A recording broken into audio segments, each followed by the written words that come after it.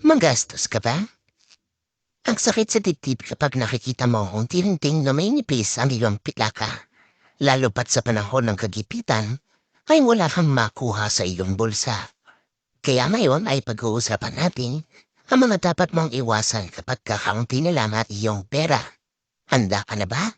Halina't simulan na nating alamin ang mga bagay na ito.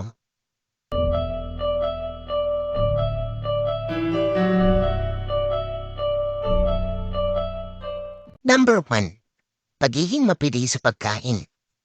Inaamin ko, isa ako dati sa mga taong gusto ng palaging rush.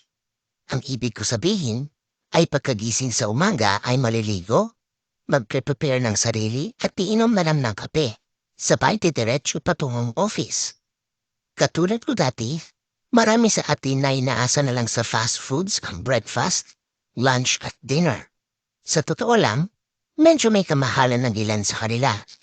Para makatipid ka, gumising ka ng maaga upang makapagluto ka sa bahay ng iyong kakainin. Tiyak na mas marami pa ang iyong makakain. Number 2. Pagiging maluho. Lahat naman siguro tayo ay may wish sa buhay. At may mga bagay na talaga namang gusto nating mapasalatin.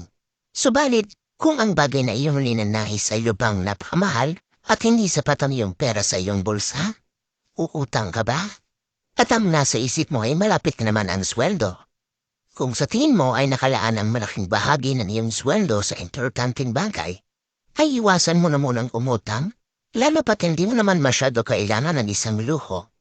Number 3. Bahala na system. Sa araw-araw ng ating buhay ay meron tayong pangangailangan o family necessities. Hindi magandang makasanayan na basta ka na lamang gastos ng gastos nang hindi pinagpaplanuhan ang iyong budget. Kailangan kabilang sa iyong prioridad ang pagkain ng iyong pamilya, pamasahe, pambili ng gamot kung may karamdaman, at mga esensyal na bagay na kailangan sa bahay. Number 4. We only live once. Totoo ang linya nito, pero mas makakabuti kung gagawin mong tama ang lahat at isa sa isip mo ang mga taong umarasa sa iyo. Number 5. Walang pasensya at tiyaga. Obserbahan mo ang iyong gawin. Baka may mga ginagawa kang mga bagay na pwede naman palang gawin sa mas makakatipid na paraan. Katulad na lang ng pagbili sa tindahan. Kung malapit naman ito ay pwede mo na mamilakarin, hindes na ikaw ay mamasahe o magmotor. Maganda sa katawan ang paglalakad. May exercise ka na, ay makakatipid ka pa. Kung iyong iintindihin natin sa puso ang lahat ng bagay na ating napag-usapan, makikita mo ang gagaan ng iyong buhay.